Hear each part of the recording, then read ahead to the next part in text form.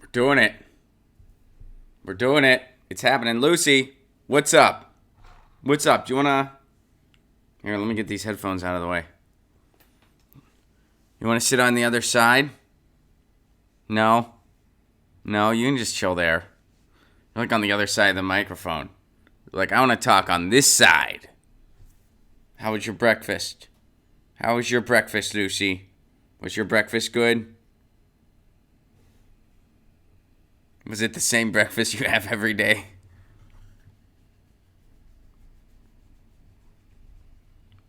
I give Lucy her dry food in the morning always because she has wet food. It's good for her kidneys at her age, but she doesn't love it. So, it's kind of like making a kid eat their peas, I guess, or something like that. Like, she has to have it some because it's good for her, but she doesn't love it. Like, she'll eat it. She tolerates it. She doesn't like it as much as her dry food, though. Sometimes I give her a mix, but it's important for her to have her wet food occasionally. I'm talking about you. Talking about your eating habits. What's up, everybody? Hello, Jesus. What's up, Dan? What's up, Phil? Good to see ya. What's up, Pacific Northwest Vegan? What's up, Musco? What's up, Tom? Suffering the heat wave in Barcelona. Do you yell, Lucy, I'm home when you get home ever? I should, but I don't, actually. Hi, Ron. Jewish activists are protesting ICE concentration camps. Some have been arrested. I have heard about that, and yeah, that's horrible. You should tweet me something about it. What's up, Big Baby Zubas? Thank you very much for the Super Chat contribution. Phil, here's my monthly free $2 Super Chat. Thank you very much, Phil. I appreciate that very much. Thank you kindly. I hope everybody is well. I hope everybody is doing their thing, doing a little dance, and making a little love, and getting down tonight. What's up, Brian? Once we're at 30, we will begin.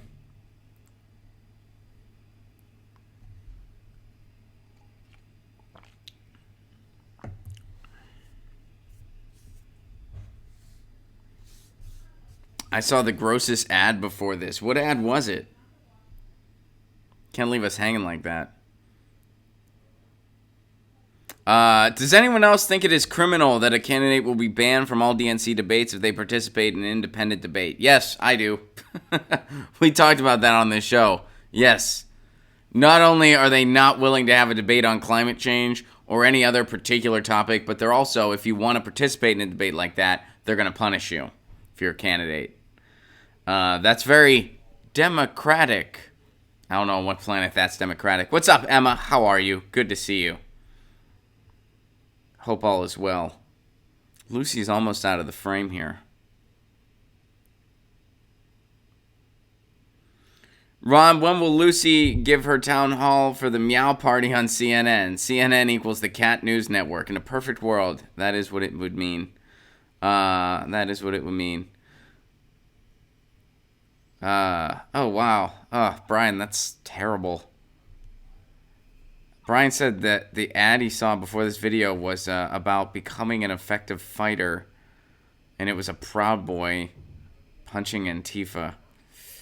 Ugh, okay. That's interesting. Uncle Joe was on The View crying with McCain today. Okay. Kudos to you for watching that, Frederick.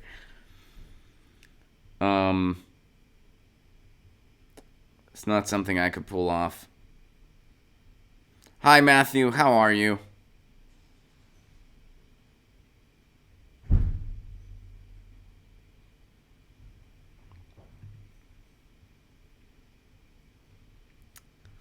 And we are at 30. Welcome to Get Your News On with Ron, the world's first viewer curated streaming news show. I hope everybody is well. I hope everybody is having a happy July 3rd.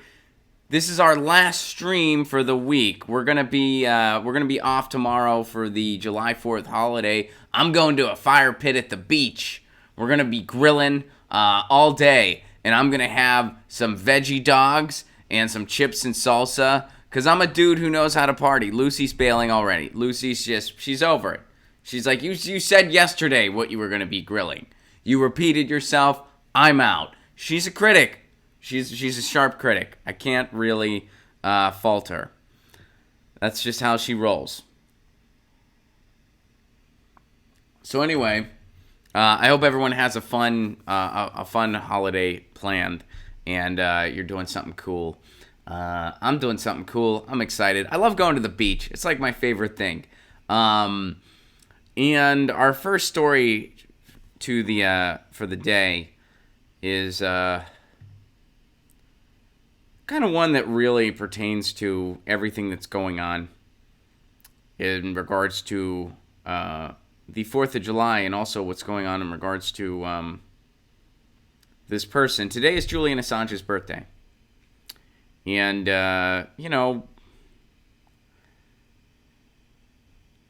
I think it's safe to say there's a good chance he's not having the most happy of birthdays. That's putting it gently.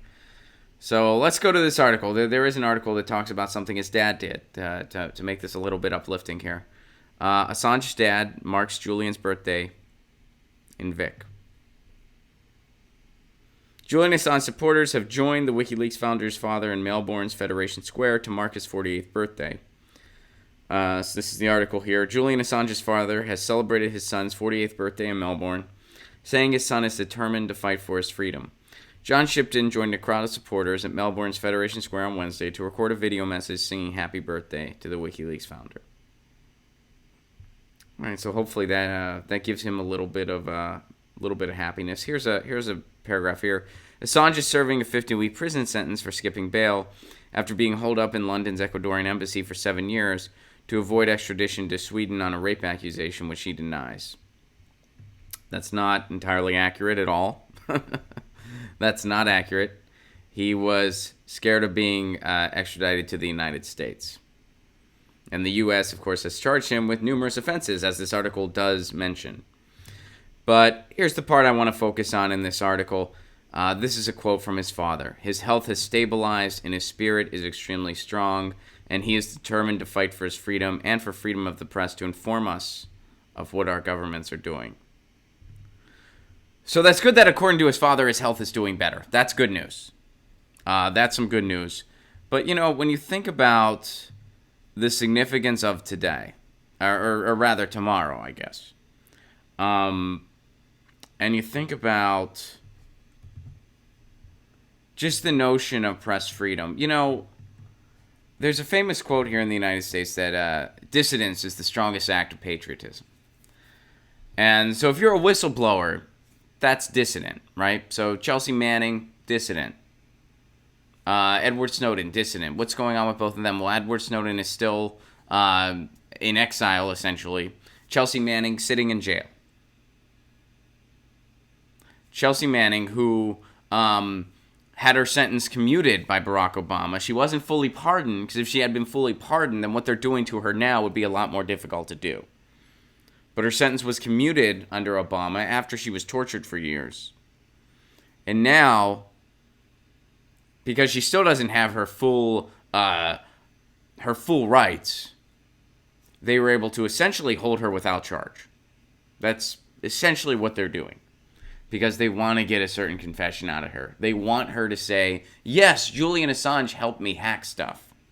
She's not saying that. Probably because it's not true. But they want her to say it so bad. So she's being held in jail.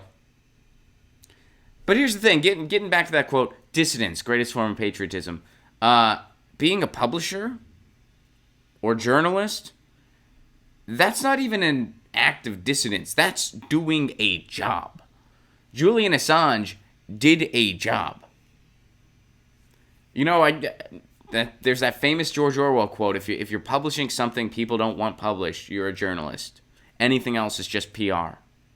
And we forget that notion in the United States because our news agencies, our corporate news agencies, aren't news agencies at all. They are, in fact, definitionally PR agencies. Look at any academic study worth the salt into our media structure. They will tell you this isn't news. These are not news agencies. And it's not just Fox News, it's all of them. It's Fox News, it's CNN, it's MSNBC. It's all corporate media. Because they're run by these corporate entities that have basic conflicts of interest. And they accept advertising from oil and gas companies. They accept advertising. Why do you think that is? Why do you think oil and gas advertises on CNN and Fox News and MSNBC? Think it's because they have to get the word out? You think that people don't know, gee, what happens if I don't put gas in my car? People know you got to put gas in your car so it goes vroom. People know that. They advertise on these corporate news networks because that way they buy favorable coverage. That's why you don't see honest stories on what's really going on in our climate. You don't see honest stories about the ability we have to really reinvent the way we pursue energy in this country. You don't see honest stories on net neutrality because the corporate media benefits from net neutrality going away, and MSNBC is owned by Comcast. Other countries that have that rank higher in the Press Freedom Index than the United States does, by the way, they have laws in place so that a media structure like the United States wouldn't be legal. And I bring all this up because that's why so many are complicit in what's going on with Julian Assange and what's going on with Chelsea Manning. Because we forget these notions as to what it means to have a free press and what it means to be dissidents in the name of supporting the people. We forget all those notions. Because in our contemporary society, there is no line between PR and news. There is no line between entertainment and news. We've lost the idea of news as a public good, and that's why so many are complicit with what's going on with Julian Assange. And then when people really take a look at it and they really see what's going on, they start changing their tune. Because even journalists at the corporate level, are realizing, holy shit, who's this going to happen to next?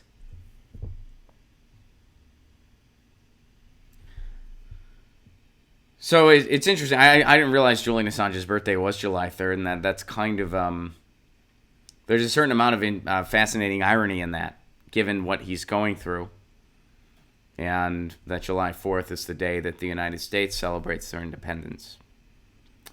And I think that when you look at some of the press freedom principles this nation was founded on. Now again, I'm not here to pat the founding fathers on the back or anything like that. Of course, they were complicit in some very, very terrible things. But when it comes to press freedom and the idea of freedom of the press, the origins of this country actually had some pretty good ideas in regards to the freedom of the press and what that meant.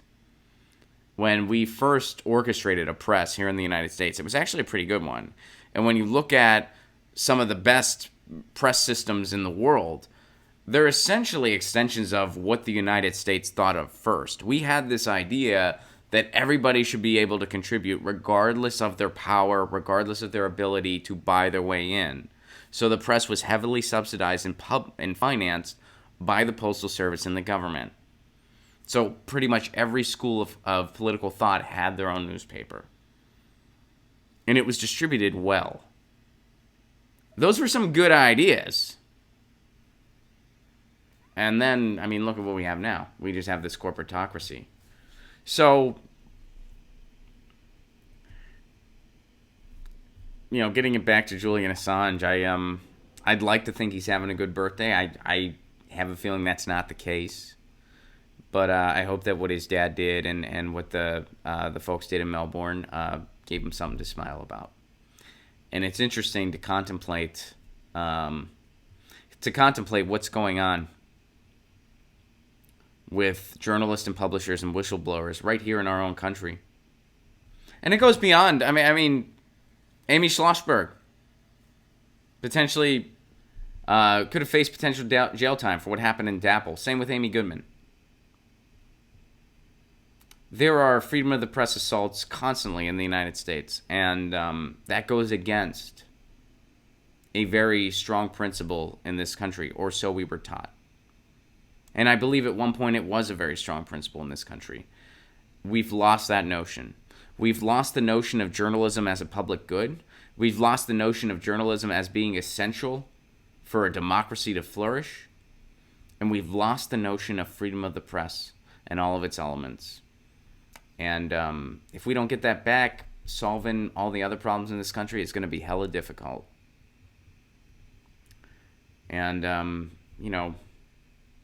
truth tellers are essential. So it's beyond a shame what's happening to Julian Assange. Beyond it. I mean, there aren't even words. And I've participated in some of those visuals. There aren't even words for what's happening. For what's happening to Julian Assange, for what's happening to Chelsea Manning, Edward Snowden. There aren't even words for this. But it certainly doesn't uphold the quote values we're told the United States has. None of it. The polar opposite, actually. So there you go. All right. Here's some interesting news. As drivers live in their cars due to poverty wages, Uber co-founder buys record-breaking $72.5 million mansion. They can't give the drivers a fair share. They can't possibly give those drivers a fair share. They can't have a union. They can't have a union.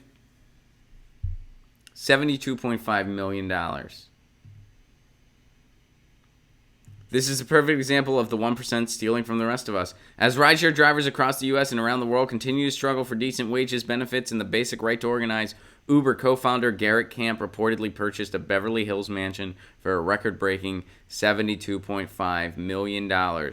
Uber drivers, many of whom are homeless due to the $82 billion company's notoriously low rates, reacted to the Camp's purchase with outrage, describing it as a striking encapsulation of how the wealthiest Americans live in luxury on the backs of exploited workers. And they created this gig economy. The 1% created this gig economy. And then everybody else, well, you either participate in it or you got nothing. So don't blame the drivers. Well, they chose to drive for it. They chose to... Yeah, because there aren't jobs around. Because people need to find supplemental ways to survive. And these drivers, they do have the right to organize. They do have the right... They should have the right to do all those things.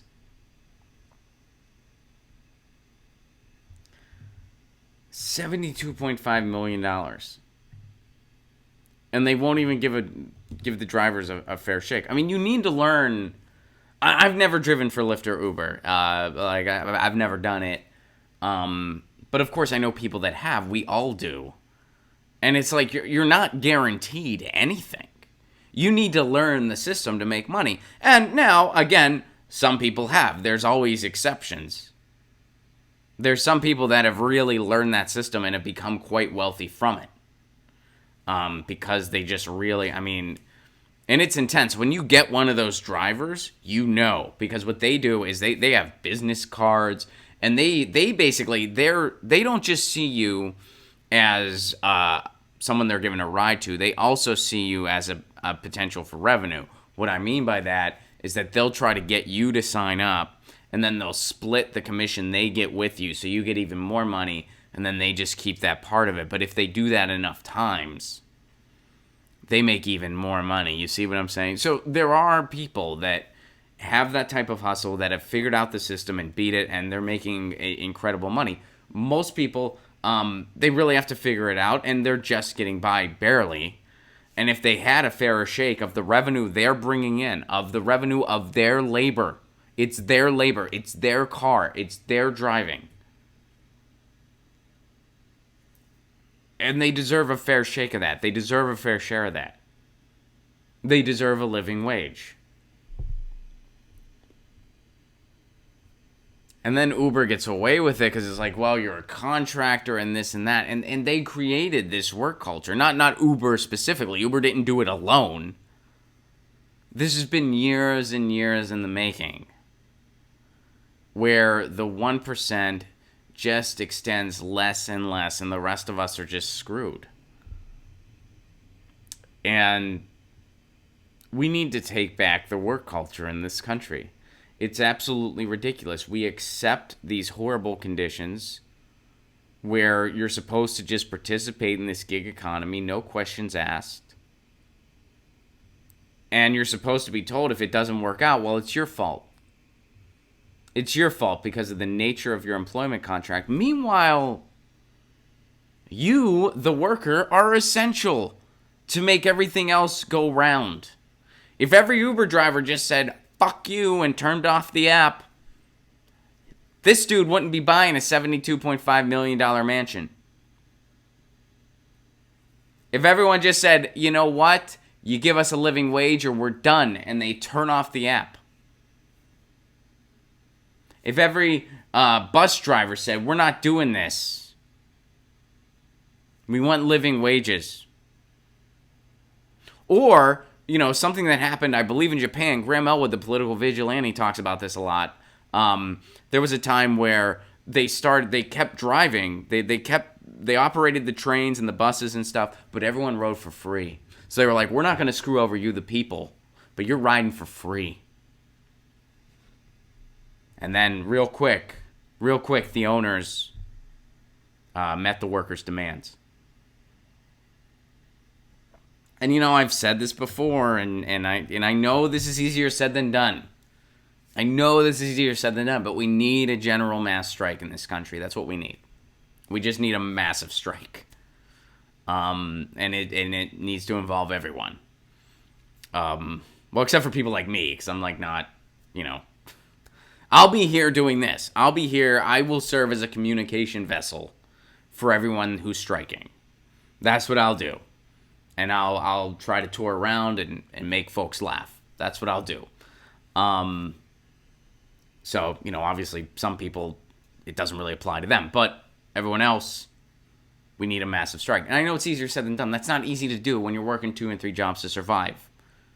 When you have mouths to feed, in a household to uphold, and you're one paycheck away from losing it. And this is all by design.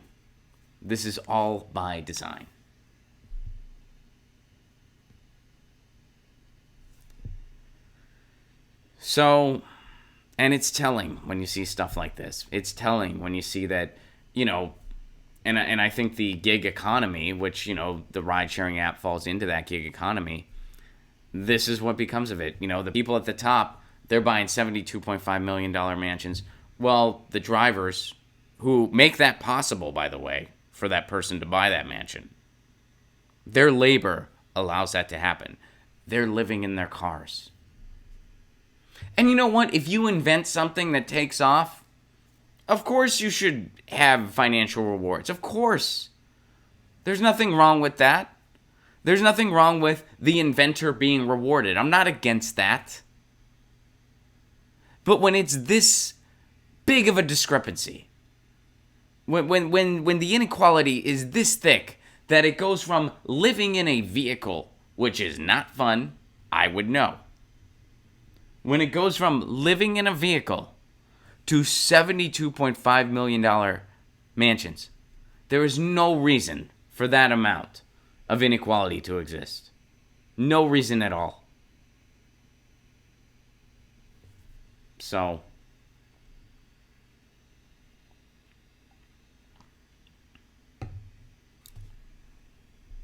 there you have it. Let's move on to something that's actually a little happier. This is actually something kind of cool. And this takes us to Illinois. So, Pritzker, the governor there, Illinois Governor J.B. Pritzker signed an executive order protecting transgender, gender nonconforming, and non-binary students throughout the state. The event took place at Chicago's Lakeview High School and featured attendees such as state reps Kelly Cassidy, Sarah Feigenholtz and Greg Harris. So the governor signed an executive order protecting transgender students, essentially, and also gender nonconforming and non-binary students. And I know some of you have expressed your skepticism on the Illinois governor. I don't know a ton about him, to tell you the truth, but I do know as of recent, he's been doing some pretty good things. They legalized pot. There's this order protecting transgender and non-binary and gender-conforming students. So there's been some good things coming out of Illinois, and this is another good thing. We live in a world where students do not feel safe at all for many, many reasons. So anything protecting students, especially transgender students and students that are more susceptible to ridicule and stuff like that, that's a huge thing. So it looks like he's doing a good thing there, and that's really really cool to see. And it's not often you actually see good policy happening. So so that's good. Good for the Windy City. Good job, Chicago. Good job, Illinois. Illinois has really been crushing it lately in a lot of regards. Like Illinois, they've been doing some pretty good stuff. So too bad you have the winners you have, Illinois, or I might consider moving to Chicago. I might consider a move to Chicago. I have a lot of friends in Chicago. I went to Indiana University, so a lot of my friends, they still live around the Midwest. A lot of them live in Chicago. But your winters, holy shit, man, brutal. Brutal winters you have, Chicago. I don't think I could take it. Keep doing all these great things. I might have to reconsider. But, I'm from Pennsylvania, and even then I couldn't handle Chicago winters. Now that I've been living in SoCal for a while, I couldn't do it. I spent a lot of time in Chicago, too. I used to, because when I was on the road all the time, I would pass through Chicago all the time, because it was on the way to pretty much everything. If I had dates in Michigan, I'd be near Chicago. If I had dates in Indiana, I'd be kind of near Chicago. Ohio, you get the idea. So I would spend a lot of my off days in Chicago with my buddies. And those were, in some ways, some really great times. Not the easiest time in my life, but there was a certain bittersweetness to it. So anyway, good for you, Illinois. Good move by the governor here, and it's nice to see some good news. So speaking of good news, why stop there? Let's have a little bit more good news. This is in regards to Medicare for All. So majority backs Medicare for All, replacing private plans if preferred providers stay. I bet they could have more P's in there if they wanted to. Let's do majority backs Medicare for All, replacing private plans if preferred providers stay. Private plans if preferred providers stay. Peter Piper picked a pack of pickled peppers, and he wanted his preferred provider. And he said it would replace his private plan if he could pick his preferred provider. He wants to pick his preferred provider while he eats his pickled peppers because that's bad for indigestion. And so he wants to see, hey, I might need some stomach meds. I don't know. I was trying to think of a stomach med that starts. Pepto-Bismol. There it is. There it is. It came to me. It took a minute, but it arrived. Peter Piper needs Pepto-Bismol because he eats too many pickled peppers, and he wants to use his preferred provider, so he's willing to dump his private plan as long as he can keep his preferred provider. Boom! What do you think? Huh? Do it 5 times fast. I dare you. Do it. Somebody do it. All right, let's go to the article. So, 55% of voters back a Medicare for All system that diminishes the role of private insurers if they retain access to their preferred providers. Independents are 14 points more likely to back the system when told losing their private plan would not mean losing their doctor. How about that? How about those apples? In other words, when people are told the truth about Medicare for All, they support it. So this policy, when people are lied to about it, they don't like it. But when they're told the truth about it, they're into it. Maybe that means it's a good policy. Do you ever think of that? Do you ever think maybe that means it's a good policy?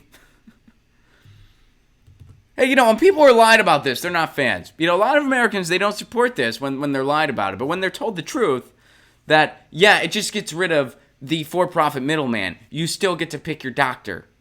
You're not going to lose your doctor. You're not going to lose your hospital. That's not how it works. Oh, So in other words, all this price gouging that I'm subjected to, that goes away. Yeah, you know how you pay 3 times? You pay your copay, you pay for your medicine, and you pay your monthly premium that's through the roof. They hit you 3 different times in 3 different ways because you have this ridiculous deductible, but you're still paying this hella crazy premium. How we pay more and get less than every other industrialized nation when it comes to healthcare. That shit goes away. Not your doctor.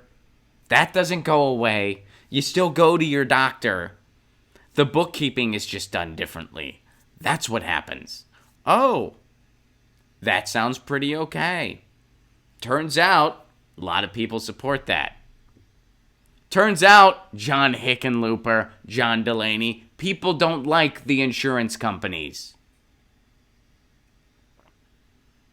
And Bernie said that in the debate when they were like, well, let's not fix something that isn't broken. It is broken.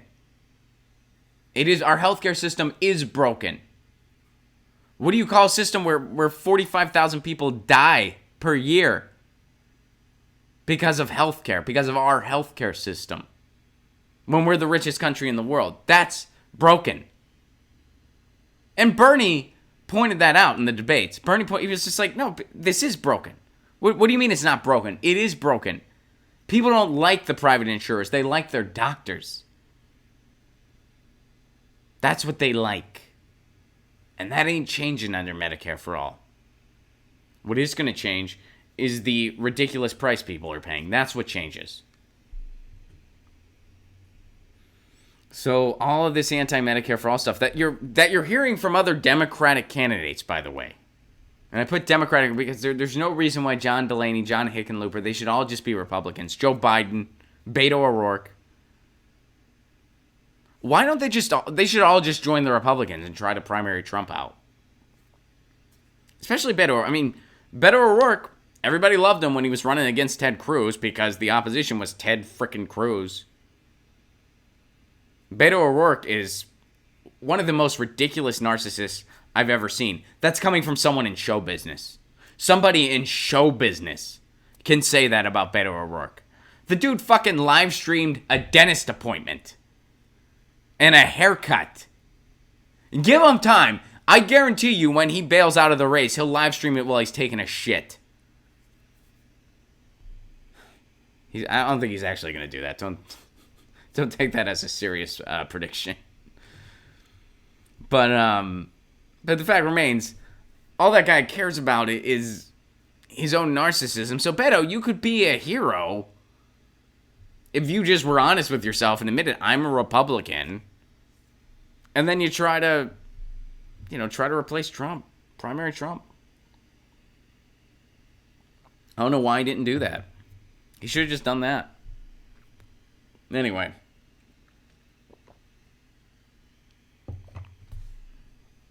Should have done that a long time ago, is what I'm saying. Not that Trump just being a Republican. All right, so Medicare for All. When people are told the truth about it, they support it. Told the truth about Medicare for All, you like it. People that are lied to about Medicare for All, they might be a little more like, I'm not sure. But people told the truth about Medicare for All, they're kind of into it. Before we get on to our last story of the day, song of the day.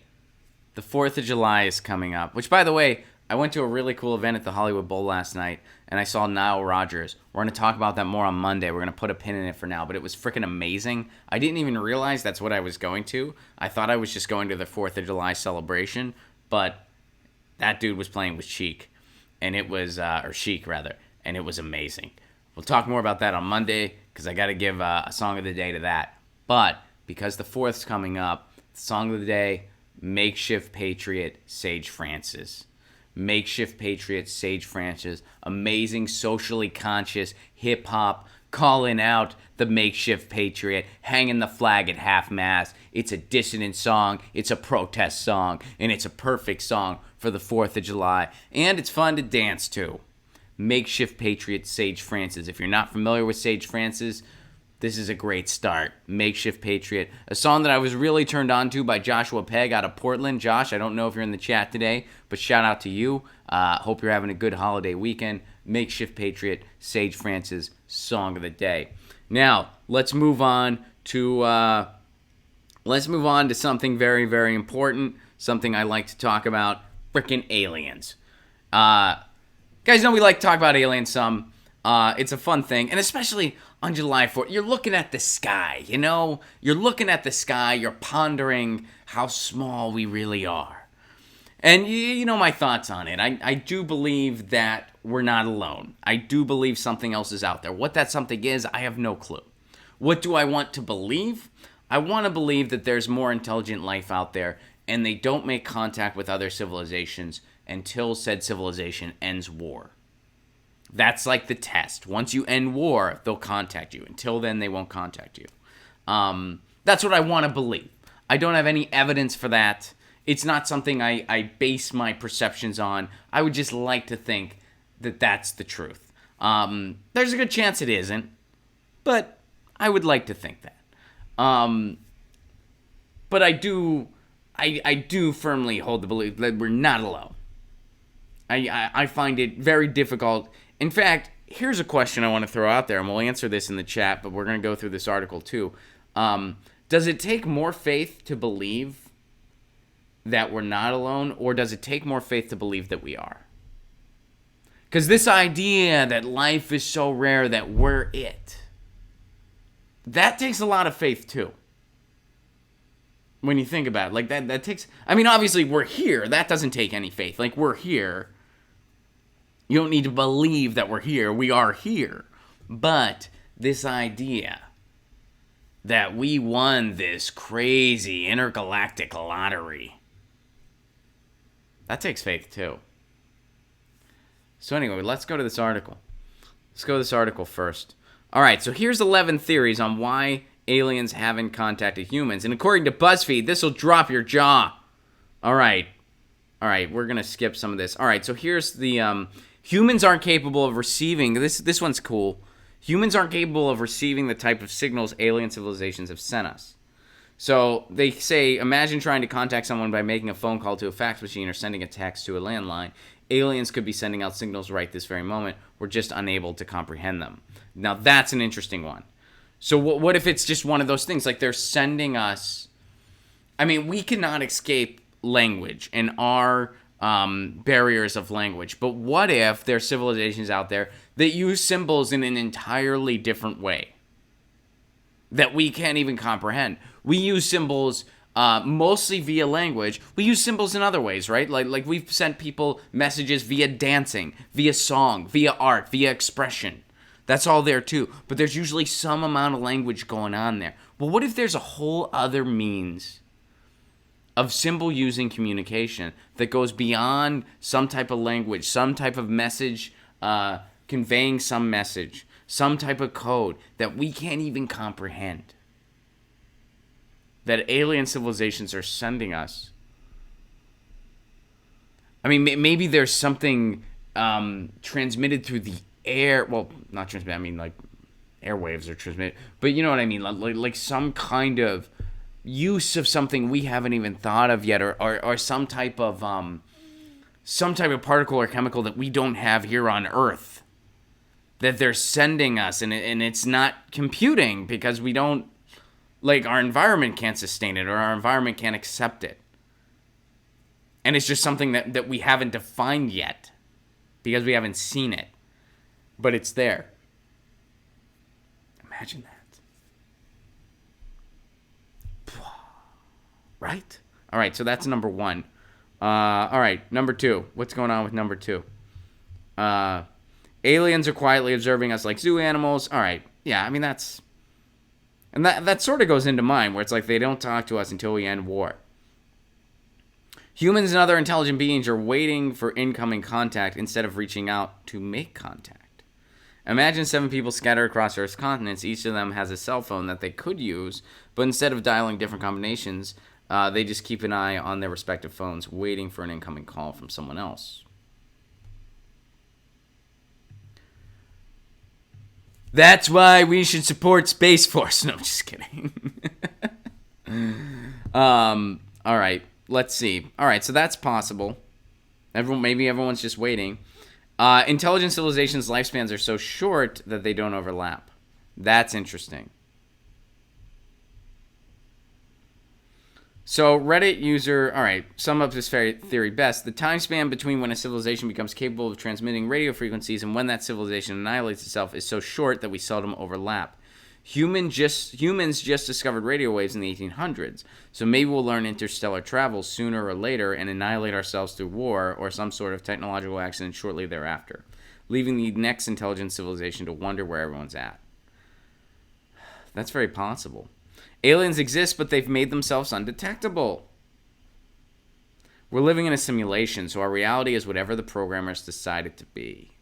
Dude. Other intelligent life exists, but it's very, very rare. Life can only happen under particular improbable circumstances, so intelligent beings are out there, but they're so uncommon, it's extremely unlikely we'll cross paths. I think that's very possible, but the universe is so vast. Wouldn't there be some civilization that mastered the travel and can kind of see it through the bigger lens? Maybe not. Again, at this point, it kind of comes down to faith, which gets back to my question. What takes more faith? The idea that we're alone or the idea that we're not alone? They both take a little bit of belief and faith because we don't have any evidence one way or the other yet. At least nothing fully concrete.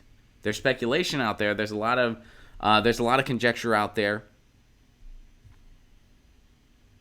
There's a lot of things pointing to we're not alone. There's a lot of abnormalities and things that we just can't explain.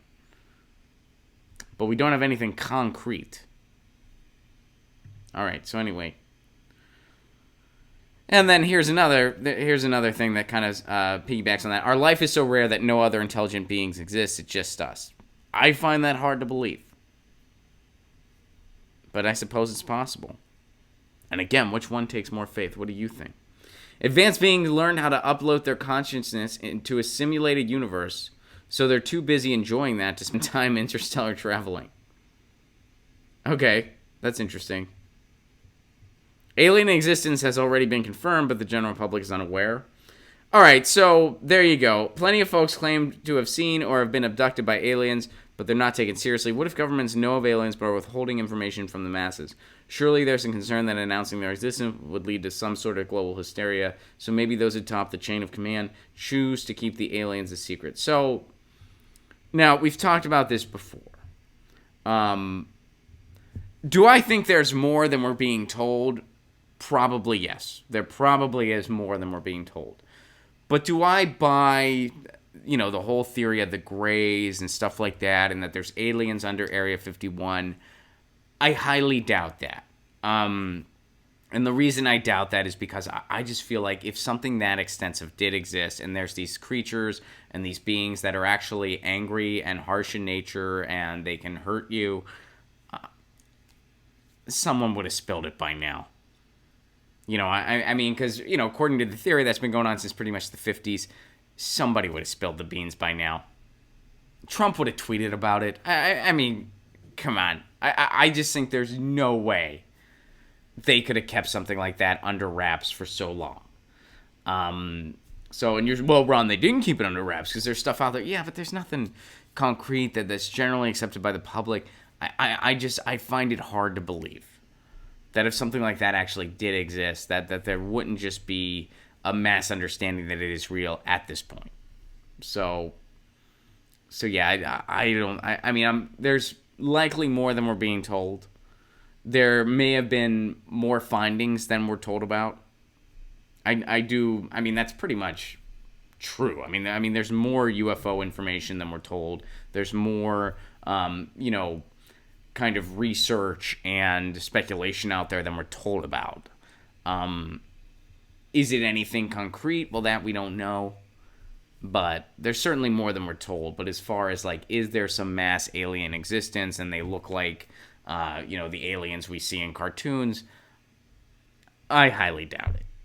All right. So, but that's number 10. Number 11. Advanced beings are so far ahead of us that they see us as a primitive species, the same way we look at insects. Neil deGrasse Tyson compared it to the way humans view chimps. He says humans and chimps share over 98% identical DNA, yet we're significantly more intelligent than them. Humans create art and develop technology, but chimps can't, despite only being a small percentage difference. So what if there were aliens 1% different than us in the way that we are from chimps? DeGrasse Tyson says we'd be drooling, blathering idiots in their presence. If an advanced alien species trying to have a conversation with humans would be like humans trying to have a conversation with a chimp or a bird or a worm, then that could explain why you haven't encountered them. All right. So that's a really interesting one. I like that. Number 11 is a fascinating one. But here's my question. Why wouldn't such a species, if that's the case, if we're so primitive to them that they just see us as an insect or a bird or whatever, why wouldn't they try to exploit us? Why wouldn't they try to either A, enslave us, or, I guess, getting back to number 11, are we that useless to them? Are we that... Because you would think they would try, if they're that far advanced. Now, maybe they're advanced to the point where they're a more kind civilization. But if they're a civilization like humankind, why wouldn't they try to control us and exploit us? Why wouldn't they just see us? If we're so primitive, why wouldn't they just see us as, well, these are just primitive beings. They don't have feelings. They don't have sensory. They're not on the same plane as us. We're further evolved than them. So in the food chain of life, why would they try to eat us? Would they try to enslave us? Would they try to exploit us? Like, why hasn't something like that happened if that's the case?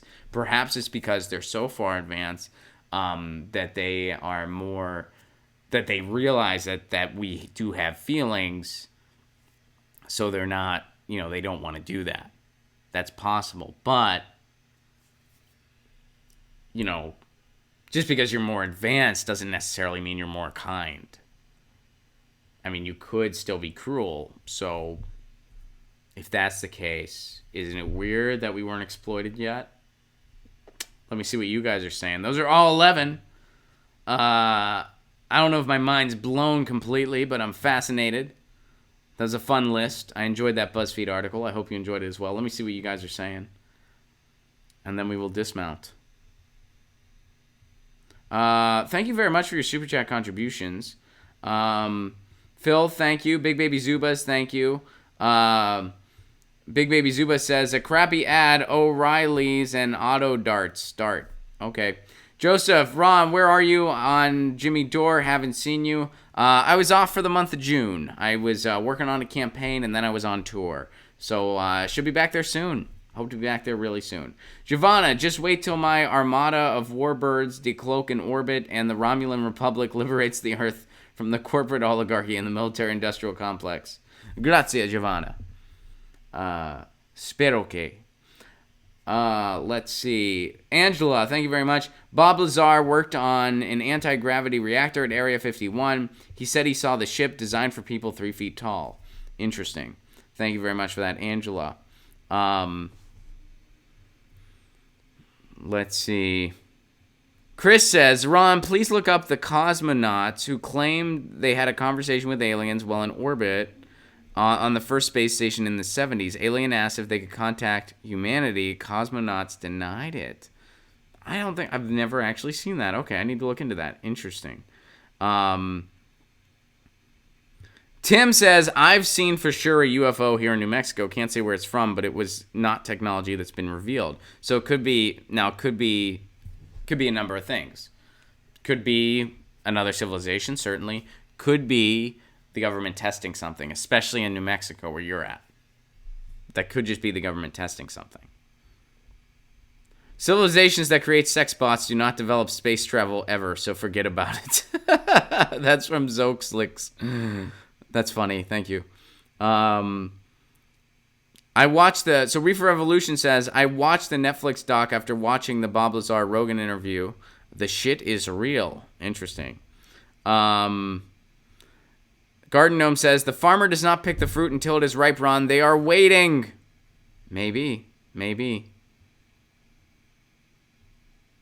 Slow News Day says, that's the whole bit about the Greys, Ron. The theory is that they did enslave us, and that's what this reality is. Ooh, that's heavy. Spider asks if anyone knows where to get some DMT. Spider is planning their weekend. And someone gives a shout out to Joe Rogan's recent interview with Bob Lazar, which, by the way, if you're a Rogan fan and you feel like requesting something, I mean, I wouldn't mind. I wouldn't mind if you requested me. If you're a Rogan fan and you like me, you can. They have a thing where you can give booking suggestions. You can say, "Hey, Ron Placone, be cool. That'd be cool." Howdy, Reefer Revolution. Howdy, everybody. So feel free to request that, no pressure.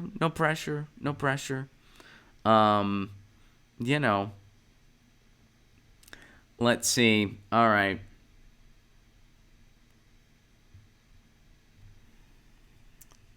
Let's see what else you guys are saying. So do you guys have a fun weekend plan? Let me know what some of your plans are before we dismount here.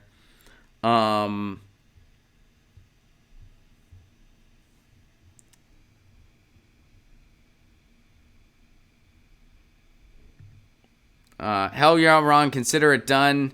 I'll kick your ass, Joe, if you don't have Ron on. Good. No, you can just say, hey, I'd love to have Ron Placone on. Joe Rogan is not the type of guy I would want to challenge to a duel. That dude is, he's pretty ripped. Kelly, Ron, your thoughts on Jimmy Carter being a Russiagator? Don't know anything about it. I've not heard Jimmy Carter speak on that issue one way or another, so no clue. Ron read my comment. Kermit, yay. Marsha, I'm still recovering from my fourth surgery in less than a year. Marsha, happy recovery. I hope you get well very, very soon. Garden Gnome, I'm getting on a boat and getting drunk all day tomorrow. Do it. Just don't drive that boat while you're drunk. I don't recommend that.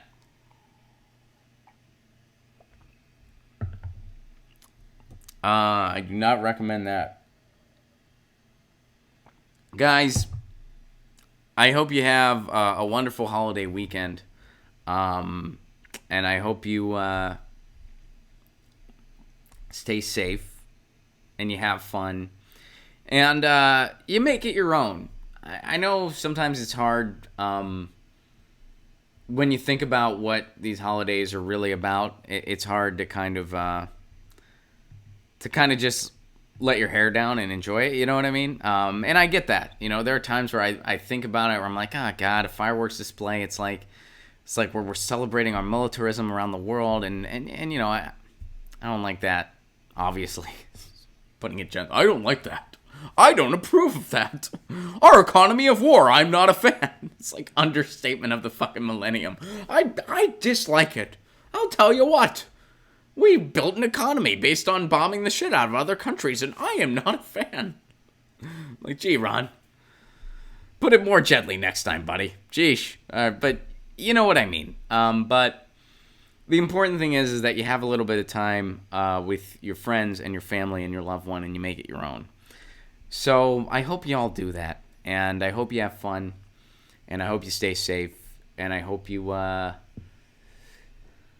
I just hope you have a good one, I hope you have a good one. Ron, watch U.S. Crash Course 4th of July special. Okay, I'm not sure what that is, but I will check it. U.S. Crash Course 4th of July special. And remember, Peter picked Puppers because he wants to pick his preferred provider, but he doesn't want to have the private insurance. Be part of it. Huh? There you go. Guys, tour dates, I got them before we go on. First of all, Los Angeles, folks. This coming Friday, July 5th, Politics Night at the Dojo at the Sycamore Tavern. Free parking, and that's in the downstairs room of the Dojo Economy. That's of Comedy, Dojo of Comedy. That's at the Sycamore Tavern. Free parking, and just tweet at me. I'll put you on the guest list for that show. That's July 5th at the Sycamore Tavern. July 25th is the next Ron Placone in Friends. We got Bill Conway from The Hard Times. We got Amy Miller from Kill Rock Stars Records and Comedy Central. We're going to have a fantastic lineup. John Darnell's on that show as well. Going to be a great lineup. July 25th, that's the next Ron Placone and Friends. Tour dates, July 27th, that weekend, Vegas, baby. I'm going to Vegas. Yeah, Vegas. Progressive Comedy Tour is coming back to Vegas.